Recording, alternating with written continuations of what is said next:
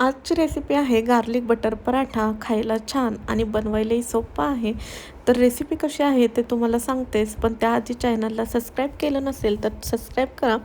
तर इकडे जे आहे पॅनमध्ये थोडंसं तेल टाकून मी ह्याच्यामध्ये लसणाच्या पाकळ्या ज्या आहेत ते छान अशा लालसर होईपर्यंत छान तळून घ्यायच्या आहेत. जेणेकरून मग ते छान कुरकुरीत होतात आणि स्मॅशसुद्धा लवकर होतात. मग त्यामध्ये बटर घालून घेतलं, चिली फ्लेक्स, ऑरेगॅनो आणि चवीपुरतं मीठ घालून सगळं स्मॅश करून घेतलं आणि त्यामध्ये थोडीशी कोथिंबीर टाकली. अ, हे ऑप्शनल आहे. तर मग ह्यामध्ये नंतर पिठाचा गोळा घेतला आणि त्यावर हे जे आपण बनवलं होतं सारण ते घालून घेतलं आणि अशा प्रकारे कट करून पराठा जो आहे तो लाटून घेतलेला आहे. अगदी सोप्या पद्धतीने जो पराठा आहे तो बनवला जातो. हा पराठा जो आहे तो छान असा क्रिस्पी होईपर्यंत दोन्ही साईडने भाजून घ्यायचा आहे.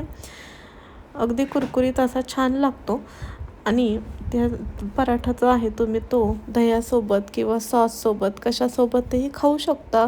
अगदी कमी वेळामध्ये होणारा झटपट असा नाश्ता. कशी वाटली रेसिपी नक्की कमेंट करून सांगा. आवडली असेल तर लाईक आणि शेअर करा.